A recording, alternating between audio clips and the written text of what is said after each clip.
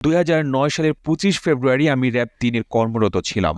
RAB 3-কে পিলখানার হাসপাতাল gate বলে পরিচিত নিউ মার্কেট এলাকায় মোতায়েন করা হয়। আমিও সেখানে ছিলাম। যখন দেখেছি বিডিআরের সদস্যরা গুলি করছে, তখন আমি র্যাব 3-এর কমান্ডার কর্নেল জাকির ও র্যাবের এডিজি রিজানুর খানকে ফোন করে সব খুলে বলি। জাকির খুব ক্ষিপ্ত হন।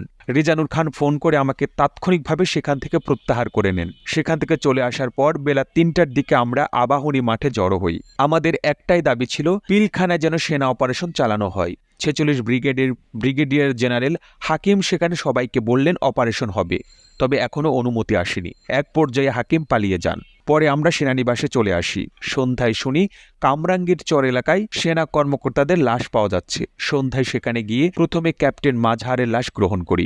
এরপর কর্নেল জাহিদের অর্থাৎ তৎকালীন আইজিপি নূর মোহাম্মদের মেয়ের জামাতার লাশ পাই। ঘটনা ঘটার সময় আইজিপি নূর মোহাম্মদও র্যাবকে অনুমতি